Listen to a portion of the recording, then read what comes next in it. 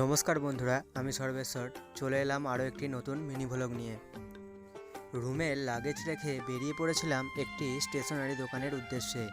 দোকানে গিয়ে তেল সাবান এবং একটি জলের বোতল নিয়ে চললাম সমুদ্রকে এক ঝলক দেখার জন্য। আমরা যেহেতু নিউ দীঘাতে ছিলাম, তাই সেভাবে দোকান বা ছোট ছোট খাবার স্টল ছাড়া বিশেষ কিছুই চোখে পড়েনি।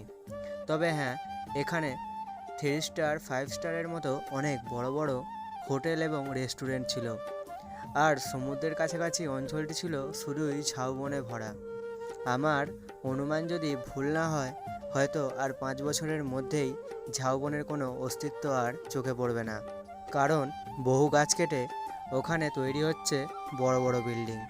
যাই হোক, দীঘা আর ঝাউবনের যে মেলবন্ধন তা প্রায় শেষ হতে চলেছে দেখে আমার মনটা একটু খারাপই লাগলো। তারপর আমার চোখে পড়ল কিছু গরু আর একটি ঘোড়া। ঘোড়াটি ছিল রূপকথার গল্পের পক্ষীরাজ ঘোড়ার মতো। ঘোড়া ও গরুগুলি ছিল ওখানকার স্থানীয় বাসিন্দাদের, যারা পর্যটকদের ঘোড়ার পিঠে চাপিয়ে বিভিন্ন ছবি তোলেন।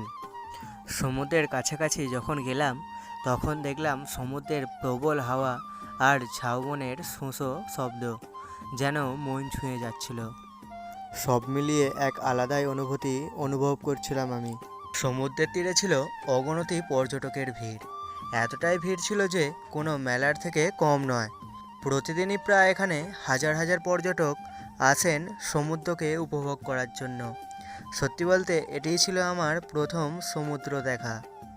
সমুদ্রকে এক ঝলক দেখে আমি কোথায় যেন হারিয়ে গিয়েছিলাম কল্পনার জগতে। আমার প্রথমবার সমুদ্র দেখার যে অনুভূতি, সেটা কাউকে বোঝানোর নয়। আমি যখন সমুদ্রের কাছে গিয়েছিলাম তখন ছিল জোয়ারের সময়, তাই পর্যটকদের তখন জলে নামা নিষেধ ছিল। কিন্তু সমুদ্রের শীতল বাতাস কাউকে উঠতেই দিচ্ছিল না তার কিনারা থেকে। আমার লাঞ্চের সময় হয়ে যাওয়ায় আমি ফিরে গেলাম আমার রুমে। ভিডিওটিতে একটি লাইক, কমেন্ট, শেয়ার এবং সাবস্ক্রাইব করে দিও আরও নতুন নতুন ভিডিও পেতে। সবাই ভালো থাকবেন, সুস্থ থাকবেন। টাটা বন্ধুরা।